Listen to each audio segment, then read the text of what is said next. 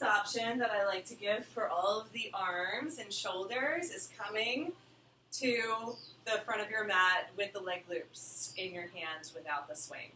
Now, we could just do, real simple. I do this one where I actually just walk it forward and then walk it back, and just notice that stretch on the shoulders just feels really good.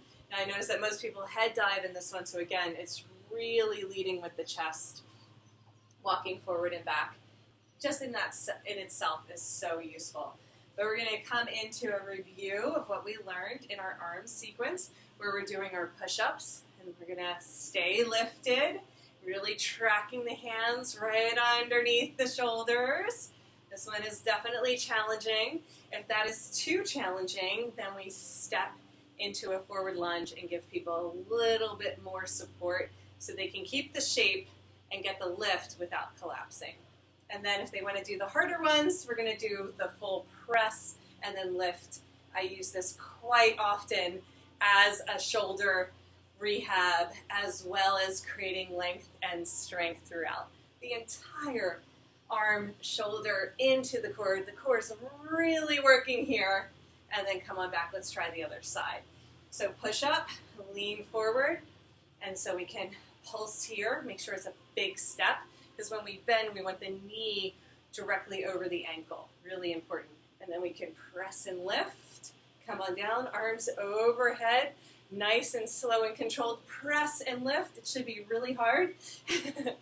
Inhale here. Exhale, press, press, press, and lift.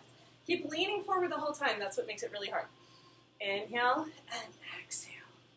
Good. One more time. Inhale, lift, exhale, press all the way back. Okay, really good. We're going to put the leg loops onto the shoulders and march. So we lean forward with our hips and get our hands clasped, and we're just lifting. Now this is using the arms and the legs simultaneously, but even this, pulling the energy towards the center line, is helping the shoulders engage, strengthening the chest. Not too hard, so most people can do this one. And then for the harder ones, we're going to lift and lengthen and then pull back in. Lift and lengthen and pull back in. So the marching is the first choice, and then this is also engaging the core, coming into Warrior 3, balancing up on our tippy toes. Bring that foot down. Let's try the other side. Lengthen out. Exhale, squeeze the energy towards the center line, and then lengthen out, and then exhale, squeeze. Let's end with a stretch. We're going to step back into our elbow hang, wide straddle. Let the swing, the leg loops. We're not using the swing right now. We're using the leg loops, and the hands are going to come by the shoulders. So we have a lot of angular momentum. Let's just play with that here. Letting our gaze trace the shape of the mat. And if we wanted to get a nice big stretch through the chest, we keep the arms strong. We come through a low peppermint patty and then sink back. Good. Nice big inhale here. Exhale, press forward. And then sink back again. So getting the stretch and the strength simultaneously. We end sliding into a wrist wrap and then just letting ourselves bend from side to side. Typically we would go into clearance here, into a shoulder stand, so let's just try it. You're going to keep holding on. Tuck your chin into your chest. Go ahead and roll all the way down. Once we come down, we can, one foot at a time, find the swing, or we're going to pull up simultaneously and kick. From there, we can release the leg loops. Roll your shoulders underneath us. It is a shoulder stand, so really squeeze. Tuck your chin into your chest, and we're going to pulse. Now, I can keep the swing at my ankle for a more challenging version, or I can let it slide to the knees, and then I have a little bit less of a pulse.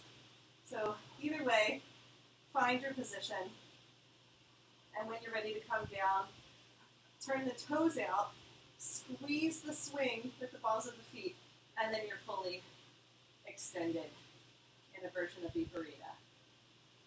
Okay, release the toes when you're ready. I usually hang out there for like 3 to 5 minutes to come into some restorative and some rest, but we're going to close there.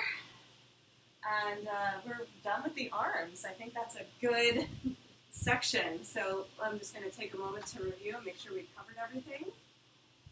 So that's good for the shoulders, the rotator cuff, the scapula.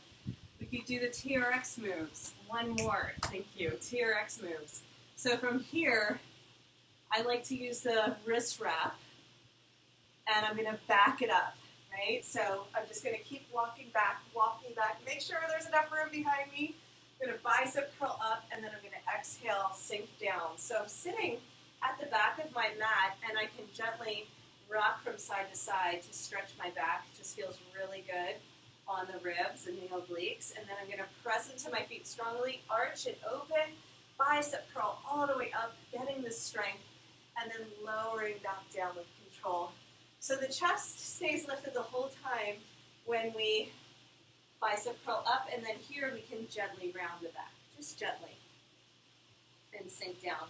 Come to center, inhale, lift, press with the chest, looking up the whole time, exhale, lower, nice and slow with control, and let yourself sway from side to side. Feels really good. This is part of the whole, using the leg loops in your hands is part of the whole TRX moves. I call it inspired by some of those movements that they do with the straps, but these are nice and stretchy and strong, and you can do a whole lot more with them, so feel free to experiment, but this is such a great shoulder stretch. You can just roll the shoulders around and feel like you can mobilize the scapulas, and then when you're ready, lift from the chest, come on up to stand. We'll complete the practice there.